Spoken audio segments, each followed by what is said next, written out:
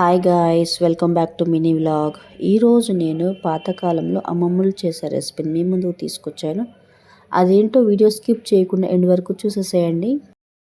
దానికోసం ముందుగా 2 table spoon గసగసాలు, అలానే 2 టేబుల్ స్పూన్ జీడిపప్పు ఒక కప్లో వేసుకొని హాఫ్ అన్ అవర్ వాటర్లో సోక్ చేసుకోవాలి. ఇప్పుడు ఒక బౌల్ తీసుకొని దానిలోకి 4 కప్స్ గోధుమ పిండి తీసుకోవాలి. దానిలో టేస్ట్కి సరిపడా కొంచెం సాల్ట్, అలానే 3 టేబుల్ స్పూన్ గీ యాడ్ చేసేసుకొని ఈ పిండినంతా బాగా మిక్స్ చేసుకోవాలి. సరిపడినంత వాటర్ యాడ్ చేసేసుకుంటూ ఈ పిండినంతా బాగా మిక్స్ చేసుకోవాలి. రెగ్యులర్గా మనం చపాతీ పిండి ఎలా అయితే మిక్స్ చేసుకుంటామో అదేవిధంగా కలుపుకోవాలి. ఇలా కలిపేసుకున్నాక దీనిని ఒక తడి క్లాత్తో కవర్ చేసుకోవాలి. తడి క్లాత్తో ఈ పిండినంతా కవర్ చేసి ఒక హాఫ్ అన్ అవర్ సైడ్ పెట్టుకోవాలి. ఇప్పుడు ఒక మిక్సీ జార్ తీసుకొని దానిలోకి 1 కప్ షుగర్, అలానే 7 to 8 యాలకులు తీసుకొని దీనంతా ఫైన్గా మిక్సీ చేసుకోవాలి. నెక్స్ట్ పచ్చి కొబ్బరి 1 కప్, అలానే మనం సోక్ చేసి పెట్టుకున్న జీడిపప్పు, గసగసాలు వడకట్టుకొని దీనిలోకి యాడ్ చేసేసుకొని బాగా మిక్సీ పట్టుకోవాలి. ఇప్పుడు మనం ఏమైతే మిక్సీ వేసుకున్నామో షుగర్, యాలకులు, జీడిపప్పు, గసగసాలు, కొబ్బరి వీటంతటిని కాచిన పాలలోకి మిక్స్ చేసేసుకోవాలి.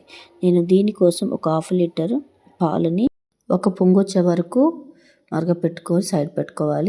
ఇప్పుడు పిండిని చిన్న సైజ్ బాల్లా తీసుకొని చపాతీలు చేసుకోవాలి. అలా అన్నిటినీ చేసుకొని ఒక ప్లేట్లోకి తీసేసుకోవాలి. ఇవి చేయడం చాలా ఈజీ, టేస్ట్ కూడా చాలా బాగుంటుంది. ఒక్కసారి తినారంటే మర్చిపోలేరు. పిల్లలకి ఈవినింగ్ స్నాక్స్ లాగా పెట్టండి, చాలా ఇష్టంగా తింటారు. చాలామంది వీడియో చూస్తూ ఉన్నారు కానీ లైక్ చేయడం లేదు. మీకు కనుక వీడియో నచ్చినట్లయితే తప్పకుండా లైక్ చేయండి. అలానే ఆయిల్ హీట్ ఎక్కగానే మనం ముందుగా రెడీ చేసి పెట్టుకున్న చపాతీలన్నిటిని 1 by 1 కొంచెం క్రిస్పీగా ఫ్రై చేసేసుకోవాలి. ఇలా బాగా క్రిస్పీగా ఫ్రై చేసేసుకొని అన్నిటినీ ఒక సైడ్ పెట్టేసుకోవాలి.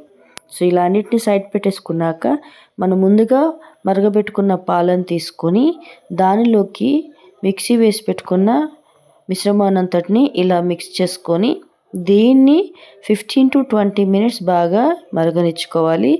ఇదంతా మిశ్రమం అంతా బాగా కలిసిపోయి కొంచెం చిక్కపడాలి.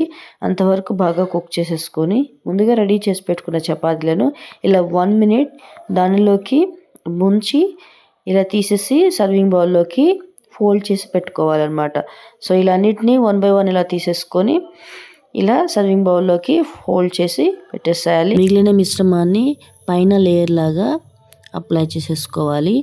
సో చూసారు కదా, దీన్ని పిల్లలకి పెద్దలు ఎవరైనా సరే చాలా ఇష్టంగా తింటారు. మీరు కూడా తప్పకుండా ట్రై చేయండి. వీడియో కనుక నచ్చినట్లయితే షేర్ చేయండి. Thank you for watching.